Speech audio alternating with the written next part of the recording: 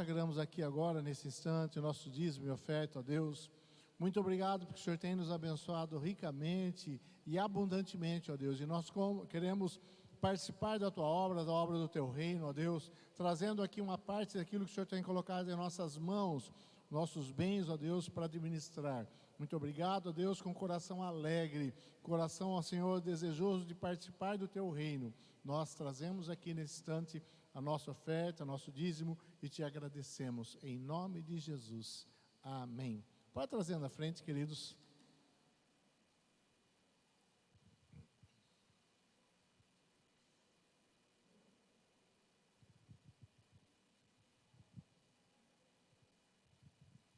Aleluia.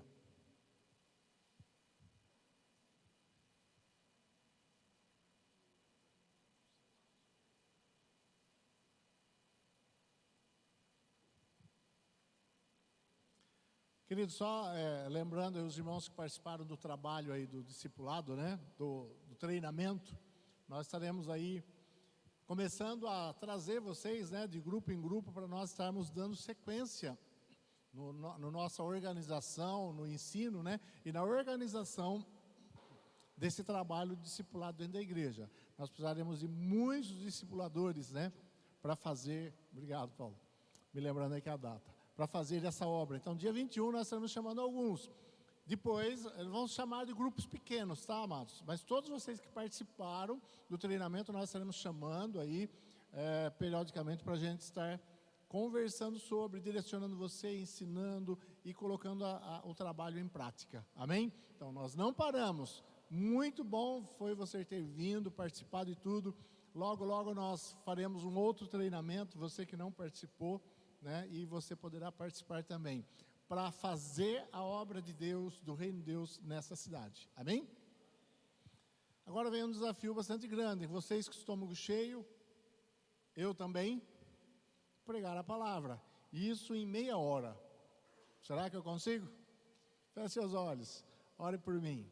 Pai, nós te agradecemos, Deus, e clamamos a Ti, Deus, que a Tua palavra penetre em nossos corações de forma poderosa, ó Deus, de forma a transformar o nosso interior, transformar a nossa vida em alguém mais parecido contigo. Use-me como instrumento, ó Deus, nessa manhã, em nome de Jesus.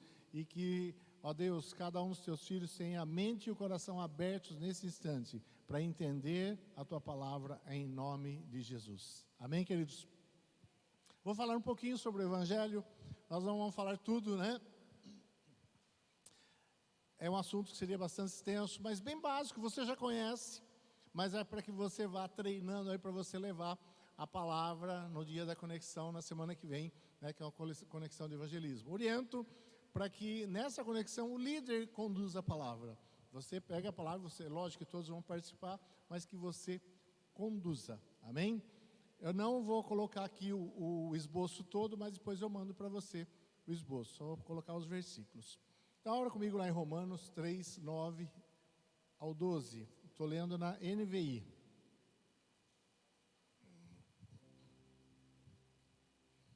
Amém?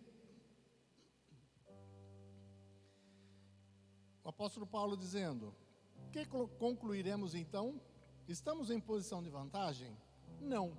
Já demonstramos que tanto judeus quanto gentios estão debaixo do pecado. Como está escrito, não há nenhum justo, nenhum sequer. Não há ninguém que entenda, ninguém que busque a Deus.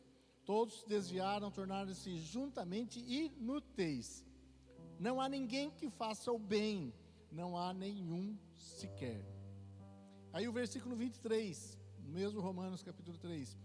Todos pecaram e estão destituídos da glória de Deus.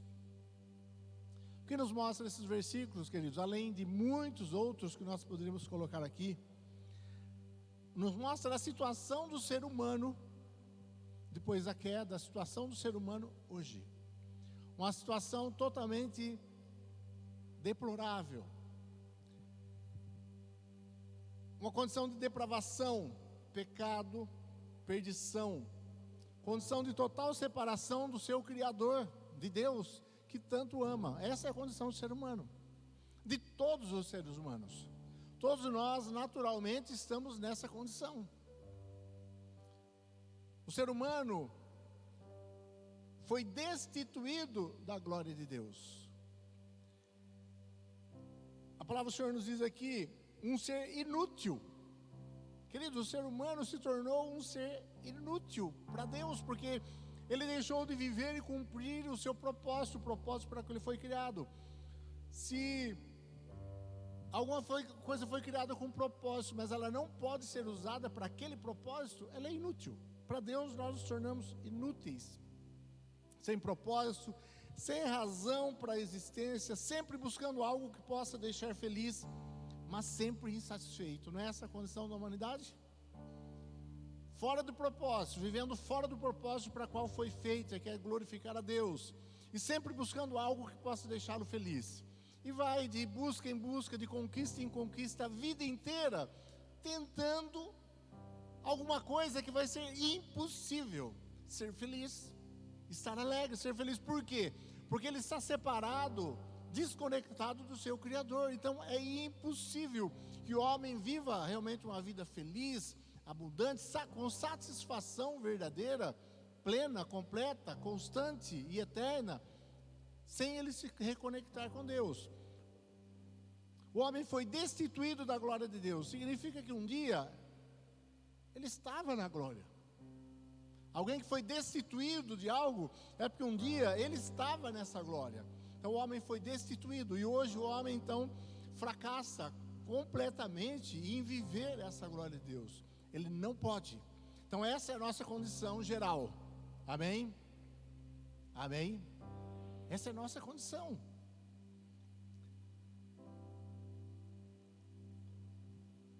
Como o ser humano chegou a essa condição? Temos que voltar lá no princípio para a gente entender rapidamente a história. Por que que o ser humano se tornou esse ser inútil, deplorável, depravado, pecador, sem bondade nenhuma? Lá nos diz em Gênesis 3, 1 a 8. Versículos bastante conhecidos de vocês. Disse a serpente à mulher: certamente não morrerão. Deus sabe que no dia em que vocês comerem, seus olhos se abrirão, e vocês serão como Deus, conhecedores do bem e do mal. Quando a mulher viu que a árvore parecia agradável ao paladar e era atraente aos olhos, e além disso desejável para dela se obter discernimento, tomou do seu fruto, comeu e deu a seu marido, que comeu também. Os olhos dos dois se abriram, perceberam que estavam nus, então juntaram folhas de figueira para cobrir-se. Ouvindo o homem e a sua mulher, os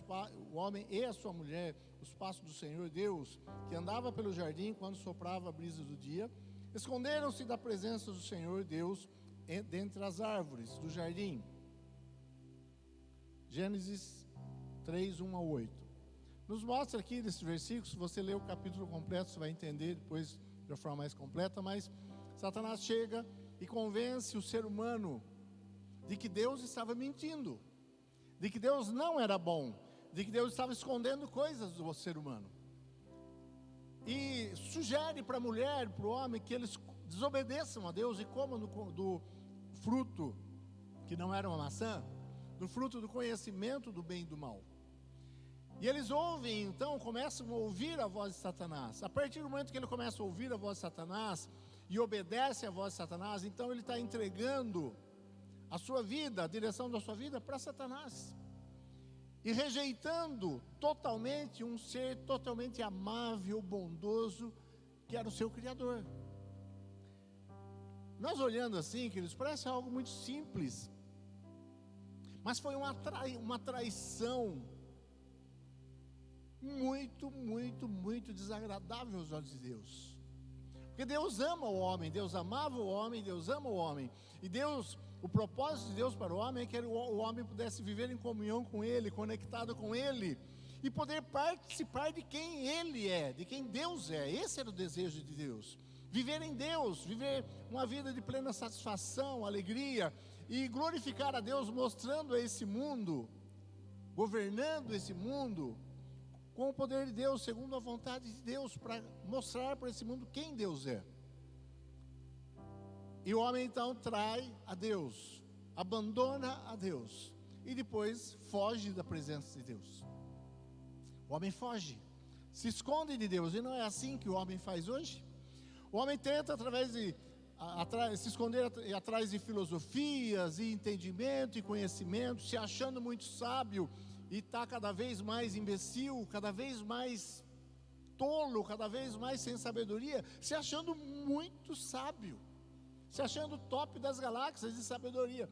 Queridos, você pode perceber a sociedade, a humanidade, como está vivendo, e a humanidade caminha nesse sentido.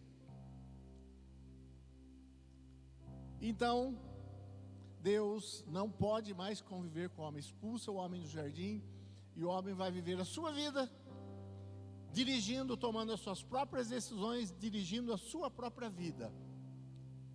E a partir disso, então, nós vemos aí o que existe no mundo: total injustiça, que nos deixa o coração tão triste tantas vezes, tanta injustiça.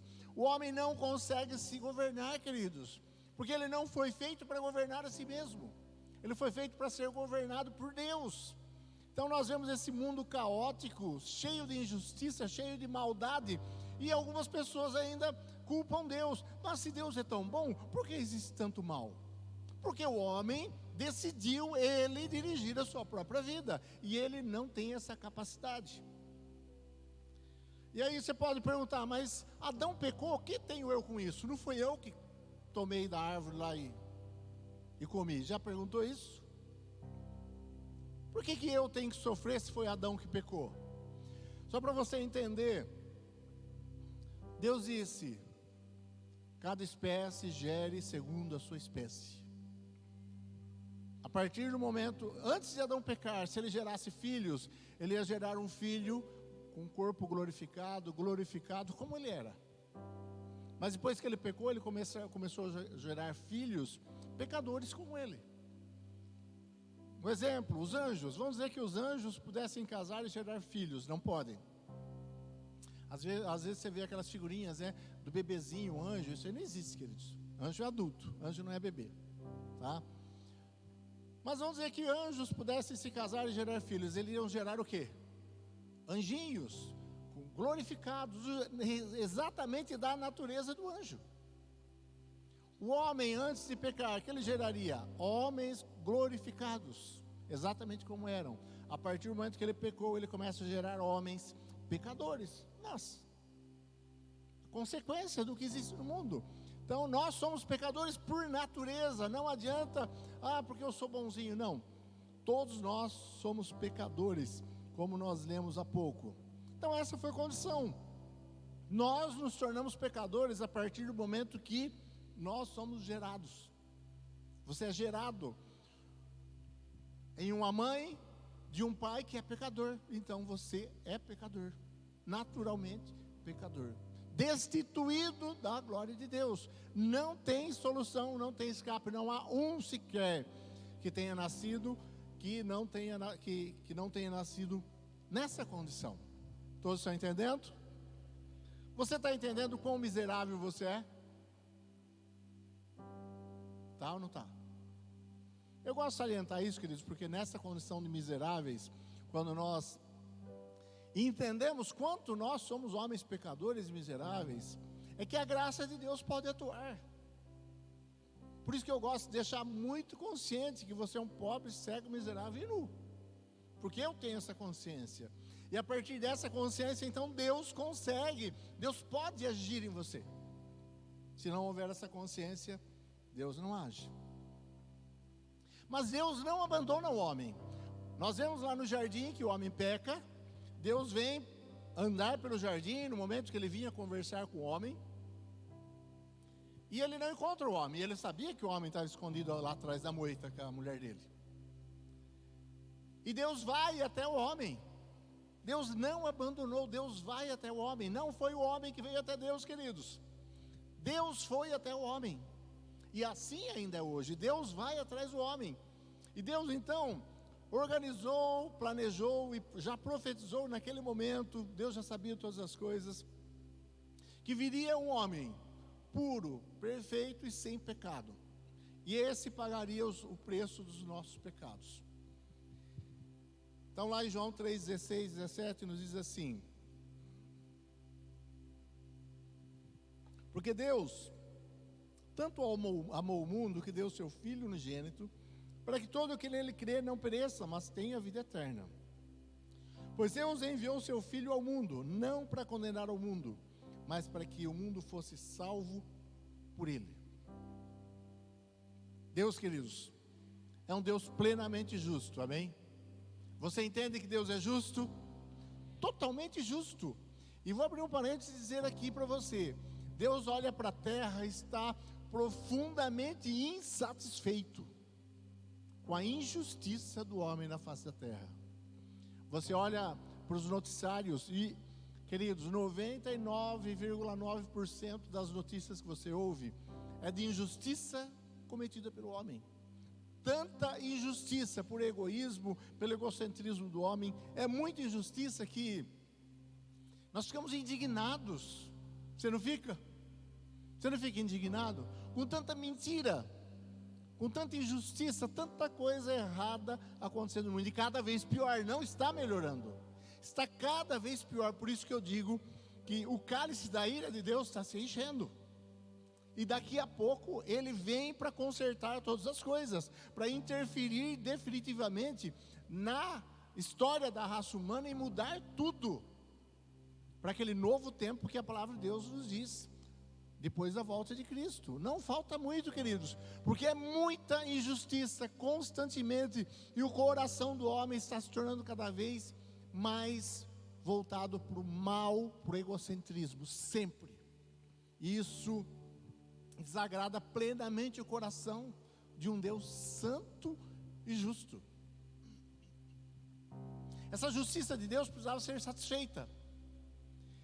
Qualquer homem que morresse estaria morrendo porque ele merecia morrer, mas precisaria alguém que não tinha o pecado, não tinha dívida do pecado para com Deus, para que morresse então no lugar do homem e salvasse o homem. Mesma coisa se o Dindão está preso lá na cadeia, no corredor da morte, para morrer. Ele pecou, ele errou e foi condenado à morte. Aí vai nosso querido irmão Robert, que também está lá condenado no corredor da morte. Um vai morrer num dia, outro no outro dia. E o Robert fala assim: nossa, eu gosto tanto de Dindão, deixa eu morrer no lugar dele. Mas ele também está condenado à morte. Ele não pode pagar a dívida do Dindão, porque ele também está condenado. Os dois estão condenados. Então um não pode pagar a dívida do outro, por mais que se amem. Mas se alguém não pecador, que não cometeu os erros dele, falar: eu morro no lugar dele, ele poderia substituir. Então Deus é perfeitamente justo, queridos. E ele não é que Deus não quer, ele não pode simplesmente chegar e falar, passar um pano, como muita gente faz hoje, passa um pano, fala: está tudo certo, humanidade. Então é o que alguns creem que Deus vai fazer no final, mas isso é mentira, a Bíblia não diz isso. Está tudo certo, está todo mundo salvo, até o diabo, vem você também, vem para o céu aqui, porque eu sou um Deus bom. Deus é um Deus plenamente bom, mas Ele também é plenamente justo, e Ele não pode simplesmente... A essência de Deus é justiça, a essência de Deus é bondade, mas a essência de Deus também é justiça. E Ele não pode simplesmente dizer: não, está tudo certo agora. Não, o problema do pecado precisa ser resolvido. Então veio alguém, o próprio Filho de Deus, que não nasceu da semente do homem. Maria não teve um filho, queridos, que veio de José. Maria teve um filho que não veio de um homem caído, porque senão ele também teria o pecado original, nasceria em pecado. Mas Maria teve um filho que foi gerado nela pelo Espírito Santo, em Deus. Então esse novo homem agora veio de Deus, então ele se torna o segundo Adão. Jesus é colocado na palavra de Deus como o segundo Adão, e esse segundo Adão não tem pecado, como o primeiro Adão, antes de desobedecer. O primeiro Adão não obedece, o segundo Adão obedece a Deus em tudo, e vai para a cruz, morre no nosso lugar e paga toda a dívida de todo o homem. Paga essa dívida. Então, a partir desse momento, queridos, que ele manda o seu próprio filho e demonstra o tamanho do amor dele pela humanidade, diz aqui, porque Deus amou tanto o mundo. Esse tanto quer dizer, olha, o amor de Deus é tão grande que ele manda o seu próprio filho. É a pior dor, queridos. Eu preferia morrer, do que o meu filho morrer. Não é assim? Nós pais, os pais, não é assim? Você prefere você ficar doente do que ver seu filho doente sofrendo. Não é assim? Mas Deus, ele não veio ele mesmo, ele mandou o filho, que é o pior sofrimento para um pai. E o seu filho foi totalmente obediente, até a morte, e morte de cruz. E então ele, que não tinha pecado, pôde pagar o nosso pecado. E nós, então, Deus fez então conosco uma aliança. Ele falou assim, Deus falou assim: todos aqueles que creem na minha palavra, todos aqueles que realmente desejarem ser salvos, serão salvos. E o crer significa você tomar uma ação, tomar uma atitude. Não é crer, eu creio. Você perguntar para o catatal, você crê em Deus? Ele fala, uau, creio. Todo mundo crê em Deus. Porque, a não ser alguns, né? Cientistas que se dizem muito sábios falam, não existe Deus. Mas isso é uma tolice tão grande de ser falada, porque um universo tão complexo, uma vida tão complexa, tanto no macro como no micro, não pode existir se não tivesse um Criador. Alguém que é inteligente, que planejou tudo detalhadamente. É uma tolice muito grande falar que não existe Deus.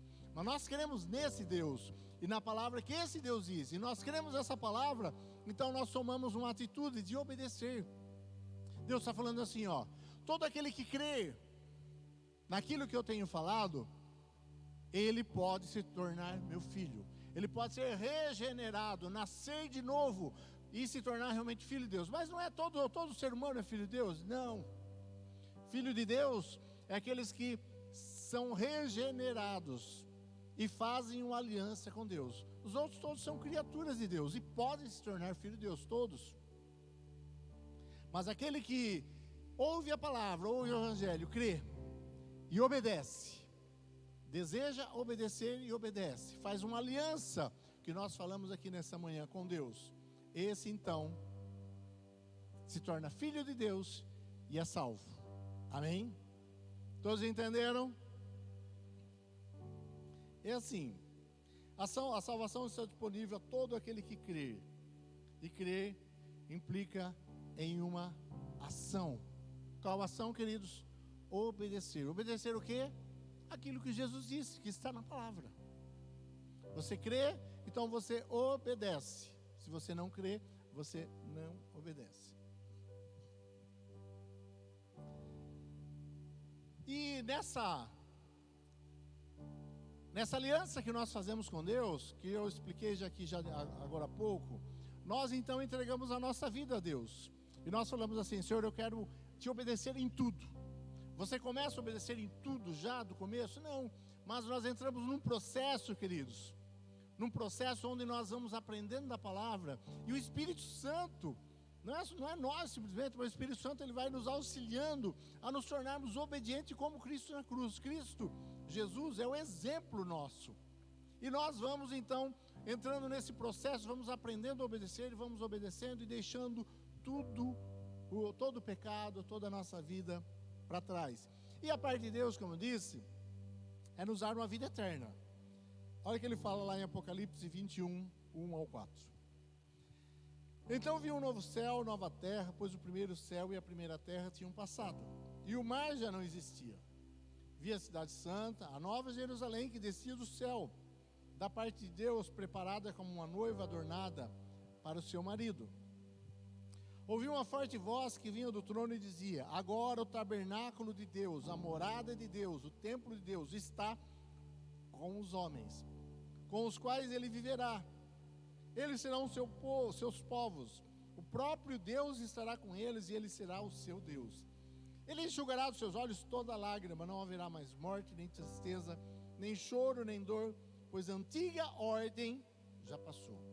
A antiga ordem é essa ordem do mundo, onde o homem governa e não sabe governar, só faz besteira, só faz coisa errada, não está capacitado a governar. Essa ordem passa, vem então uma nova ordem, onde Deus governa o homem na terra, junto com a sua igreja.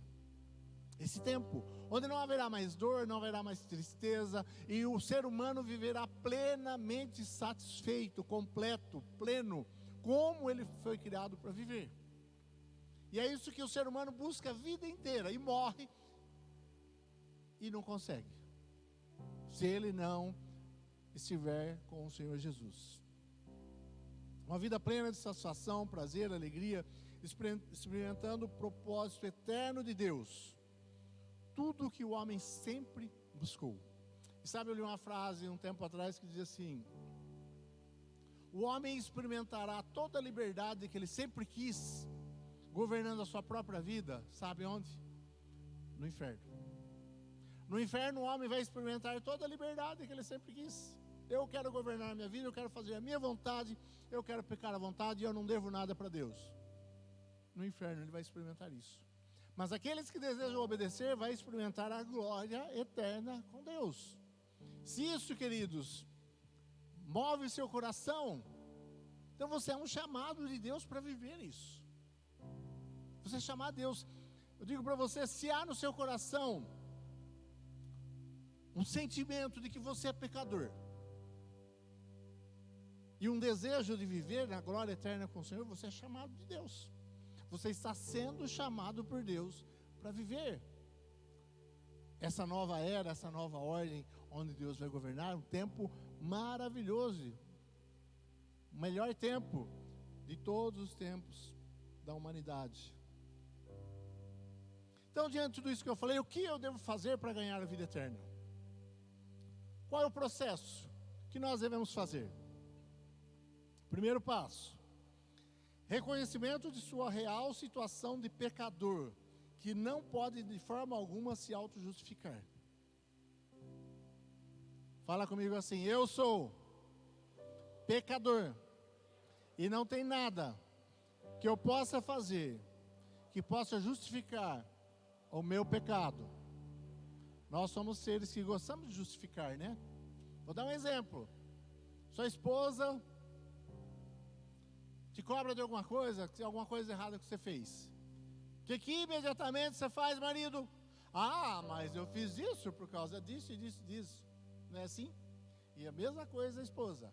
Ah, não, mas você também fez aquilo, por isso nós somos peritos e assim, muito especialistas em tentar justificar os nossos erros. Isso está dentro de nós. Mas, queridos, não há justificativa para o seu pecado. Você não pode se auto-justificar. A situação em que o homem se encontra mais distante de Deus, sabe qual é? Quando ele pensa em sua mente: eu sou bom. Ele está muito longe de Deus. Já evangelizei muitas pessoas. Eu não sou um evangelista, mas eu sempre estou evangelizando alguém.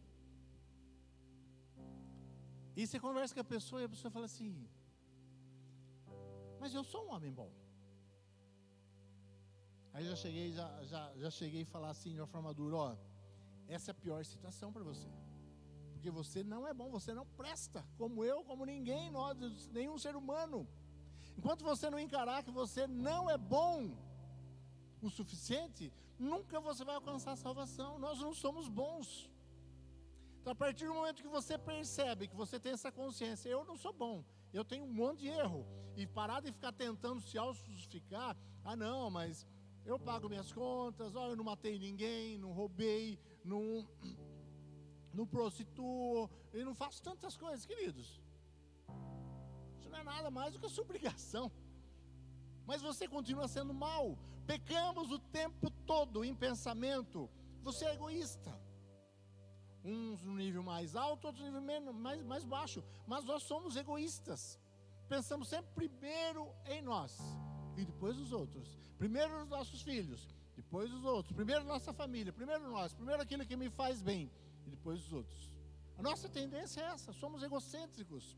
Mas enquanto não há esse reconhecimento, significa que o Espírito de Deus ainda não conseguiu convencer você do seu pecado, da justiça e do juízo. Porque quem convence é o Espírito Santo. E Ele vai nos convencer que nós somos pecadores. E quanto mais nós abrimos espaço para o Espírito Santo, de uma forma mais profunda, nós vamos entendendo. Realmente eu sou inútil. Realmente eu não presto. Realmente eu sou egoísta. Nós vivemos e somos, sem Deus, o oposto do que Deus é. Porque nos desconectamos de Deus e começamos a servir a Satanás quando o homem obedeceu a voz de Satanás lá no jardim. Esse é o primeiro ponto. A palavra de Deus tocou você, de forma que você reconhece que você é um pecador. O Espírito Santo está conseguindo convencer, você é um pecador?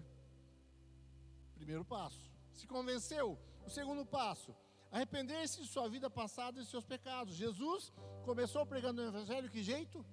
Arrependam-se, pois é chegado o reino de Deus. Arrependimento, queridos. E arrependimento não significa simplesmente um mau sentimento, remorso. Ai, por que eu fui fazer aquilo? Não, arrependimento significa o seguinte: eu estou indo por esse caminho errado, e eu não só paro de trilhar esse caminho, mas eu dou meia volta e começo a caminhar do outro lado do caminho, em direção a Deus.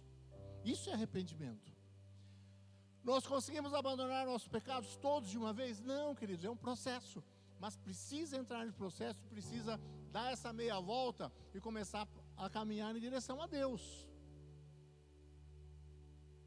Terceiro passo: nesse sentimento de que você é pecador, de arrependimento, então você faz uma aliança com Deus.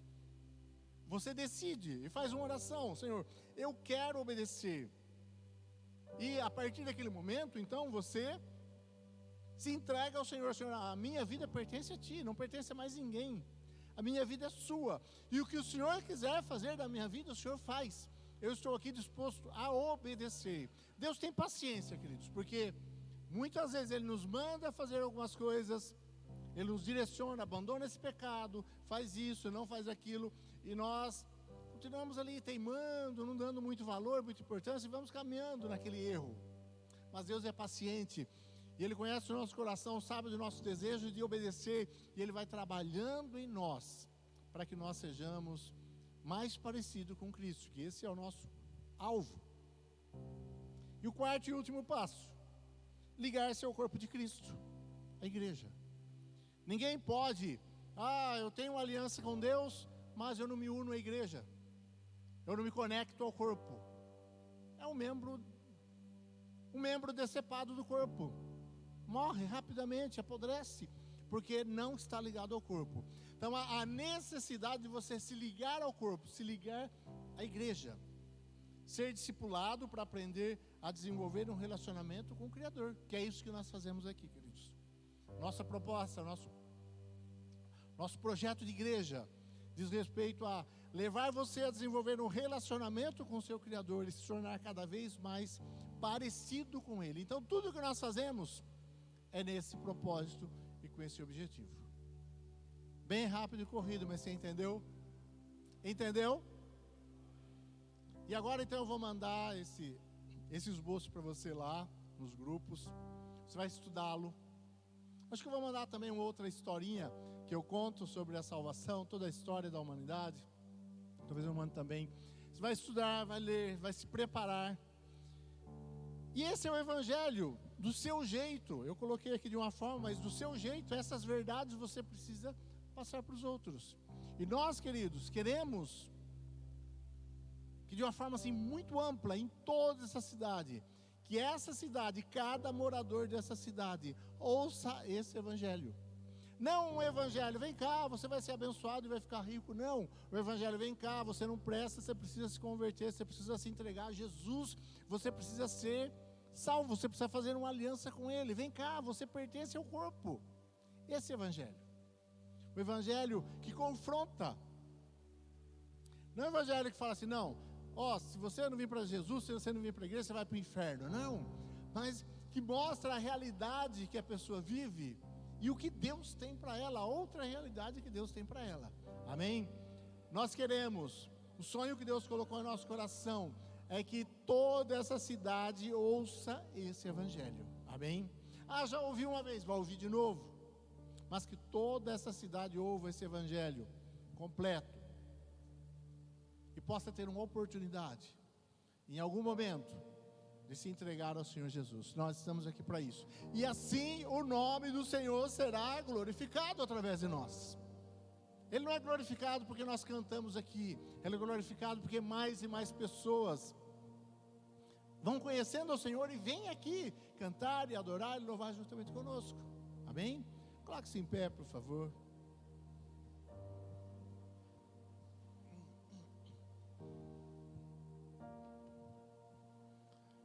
Eu quero que você nesse instante ore e diga ao Espírito Santo: Espírito Santo, eu quero ser esse mensageiro. Talvez você não seja um evangelista, né? Igual a gente vê que tem alguns irmãos que são, né? Facilmente ele vai, ele conversa, ele fala de Jesus, ele, né, abraça a pessoa e traz a pessoa. Tem pessoas que têm essa facilidade tão grande, né? Que eu admiro. Não sou muito assim. Mas todos nós temos essa incumbência de levar o evangelho. Todos nós, cada um do seu jeito. Você tem a maior incumbência sua, é adorar a Deus, viver uma vida com Ele, se parecendo com Ele e propagando esse evangelho da salvação. Então eu quero que você faça uma oração dizendo: Espírito Santo, eu não sei, eu não sou capacitado, eu não posso, porque realmente você não sabe, não pode, não é capacitado mesmo. Mas me capacite nesse instante a levar esse evangelho para o máximo de pessoas possível. E nessa semana você vai trabalhar de uma forma assim ainda mais intensa, para levar as pessoas para a conexão de quinta-feira. E vai continuar esse trabalho depois também, de levar o evangelho. Amém? Então eu quero que você faça oração. Eu vou orar por você também, declarando sobre a sua vida o poder do Espírito Santo. Porque, queridos, mas eu não sei, é simples. É só levar esse evangelho que eu falei. Porque a palavra de Deus diz, o apóstolo Paulo, o evangelho é o poder de Deus para a salvação. Você não precisa fazer mais nada, saber fazer mais nada. Você chega para a pessoa, mostra na prática que ela é amada por Deus, com seu amor, com a sua atenção, com a sua dedicação. Você mostra para ela esse amor. Então você se conecta a ela e você fala para ela do evangelho. É o evangelho que tem poder. Não é você, sua palavra, seu jeito de ser, mas o evangelho. Quando você demonstrar amor por ela e você ensinar esse evangelho para ela, propagar esse evangelho tem poder para transformar as pessoas. É o evangelho que tem poder, não é a sua palavra. Então você só tem que proclamar o evangelho. Amém? Feche seus olhos, fale com Deus. Diga: Espírito Santo, eu quero. Fala aí no seu coração, na intimidade. Fala aí com desejo ardente: Senhor, eu quero. Porque isso agrada o coração de Deus. Em dar muitos frutos, o nome do Senhor é glorificado. Então diga: eu quero dar muitos frutos. Eu quero frutificar na vida de outras pessoas. Diga: eu quero formar Cristo na vida de outras pessoas. Diga assim: me usa, Espírito Santo. Eu quero que você diga isso de uma forma muito clara e sincera. Me usa, Espírito Santo. Me usa nesse instante. Pai querido, nesse instante, ó Deus, eu coloco diante de Ti esse povo, essa igreja, esses Teus filhos, ó Pai, que tem desejo de Te glorificar, de honrar o Teu nome. Ó Deus, e a forma mais poderosa de honrar o Teu nome é Te representar nesse mundo, ó Deus, mostrando o Evangelho para as pessoas. Nós sabemos que o Evangelho é o Teu poder, ó Deus, para levar a salvação. Então nós clamamos aqui que o Teu Espírito Santo use cada um desses Teus filhos para levar esse evangelho, que é o poder. Capacite-os, ó Deus, com Teu Espírito Santo. Em nome de Jesus, Espírito Santo de Deus, vem sobre os Teus filhos e os capacite a levar o evangelho onde eles estiverem. Os capacite, ó Deus, de forma sobrenatural, para levar, para explicar, para falar desse evangelho poderoso, para que muitas vidas sejam transformadas, ó eterno Deus. Em nome de Jesus eu declaro aqui uma igreja evangelista, uma igreja que fala do evangelho, que leva o poder do evangelho para todas as pessoas. Capacite, ó Deus, que queime no coração de cada um desses Teus filhos que pessoas e mais pessoas, vidas e mais vidas, conheçam o Teu nome, Te conheçam e desenvolvam contigo um relacionamento de intimidade, ó Deus, que é o que o Senhor deseja. Em nome de Jesus, eu declaro aqui sobre essa igreja, uma igreja que evangeliza, uma igreja que leva o poder do Evangelho. Em nome de Jesus, sobre a tua vida está o poder do Espírito Santo para levar o Evangelho do Senhor em todos os lugares. Aleluia.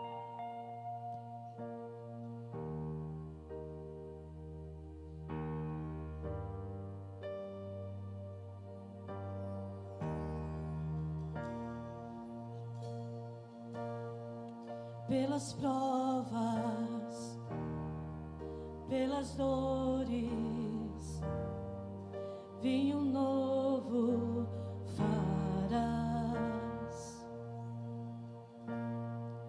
Eu me prostro e me rendo, algo novo farás. Tuas mãos é o teu cuidado, não preciso entender pra confiar. Faz de mim teu vaso, faz de mim oferta, faz o que queres fazer de mim. Nada eu tenho aqui, mas tudo tu deste a mim. Deus, vinho novo faz de mim. Pelas provas, pelas dores, vinho novo farás. Eu me prostro e me rendo, algo novo farás.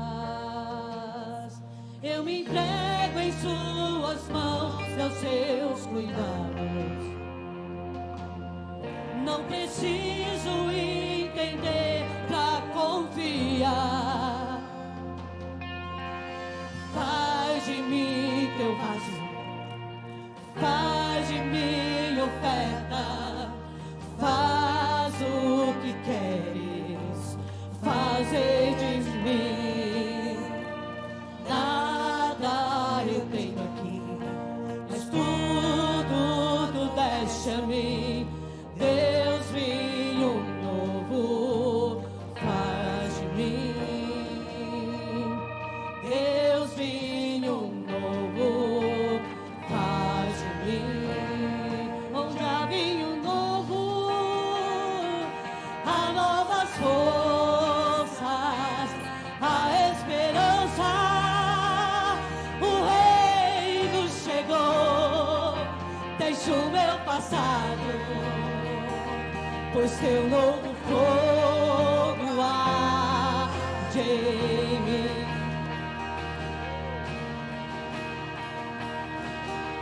Onde há vinho novo, há novas forças, há esperança.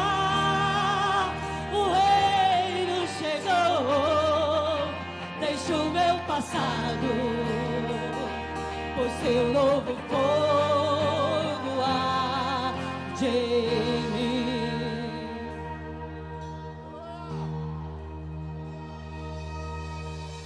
Faz de mim teu vaso, faz de mim oferta, faz o que queres fazer de mim. Nada eu tenho aqui, pois tudo tu deste a mim. Deus, vinho novo faz de mim. Deus, vinho novo faz de mim. Deus, vinho novo faz de mim.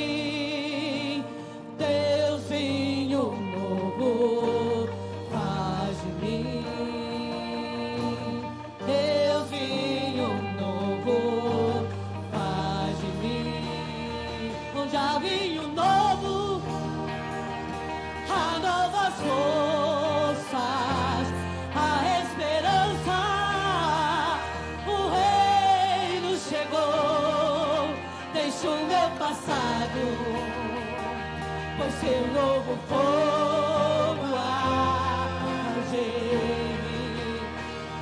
onde há vinho novo, há novas forças, há esperança, o reino chegou, deixa o meu passado, pois seu novo fogo arde em mim.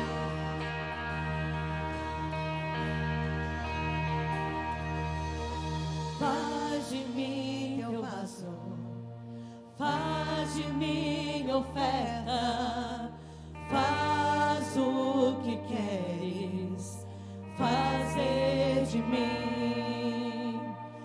Nada eu tenho aqui, mas tudo tu deste a mim.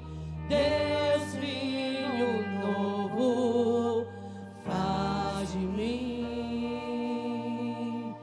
Deus, vinho novo, faz de mim.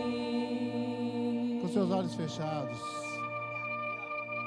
Feche seus olhos. Querido, você era esse pecador degenerado, imprestável e inútil. Mas Deus trouxe você para um outro nível. Agora você é filho de Deus. Você não é mais um ser imprestável, pecador, que não agrada a Deus. Agora Deus olha para a sua vida, e apesar ainda das suas falhas, mas porque você está em Cristo, tem uma aliança com Deus, Ele olha para você e vê você de uma forma muito agradável, como seu filho que está aprendendo, que está crescendo, que está amadurecendo. Você é esse filho amado de Deus. Você foi regenerado, você nasceu de novo. Você não é mais aquela pessoa desprezível, mas você é filho de Deus. E como filho de Deus, agora o convite de Deus para você: ide por todo mundo, fazei discípulos de todas as nações, ensinando-os a guardar todas as coisas que eu vos tenho ensinado. Em nome de Jesus, Pai querido, te agradeço por esses momentos tão especiais aqui. Que a tua palavra, ó Deus, penetre nos corações de cada um, ó Deus, de uma forma mais profunda. E que possam, ó poderoso Deus, ser capacitados por ti para ir e fazer discípulos de todos os lugares onde estiverem, ó Pai querido. Obrigado, Deus. Obrigado por esses momentos, eu te agradeço. Te louvo por cada vida que está aqui. Muito obrigado, Pai. Oro também, ó Deus, por aqueles jovens que irão prestar o Enem hoje e no próximo domingo. Pai querido, os abençoe. Trabalhe na sua mente, ó Deus, faça-os lembrar de tudo que eles estudaram, que eles sabem. Nós te agradecemos, Senhor, e os abençoamos, em nome de Jesus. Glória a Deus. Quero também aqui, queridos, fazer menção de todos, né, que participaram em decorar, em preparar essas mesas, né, tão fartas, tão abençoadas. E agora, para citar nome, acho que é meio complicado, né? Mas na pessoa da Marlene, da Janine, tantas outras, né, envolvidas, que fez isso aqui tudo acontecer, né? Que está muito lindo, tá ou não tá? Vamos aplaudir esses irmãos que contribuíram. Glória a Deus por cada um deles. Amém. Deus abençoe abundantemente a vida de vocês. E depois tirem foto ali no nosso painel também tão lindo que elas providenciaram, né? E tira foto, marca a igreja lá. Vamos encher lá a página aí com as postagens. Amém? Amém. Agora a gente vai pedir para vocês só mais um minutinho, que agora com todo o Ministério de Louvor nós vamos cantar um parabéns para nossa igreja, em homenagem aos 7 anos, mas também para você, porque eu fui antecipada, os meninos tinham combinado tudo de tocar parabéns para você e eu fui antecipada. Então vamos cantar um parabéns bem bonito para nossa igreja e também para nossa pastora, amém?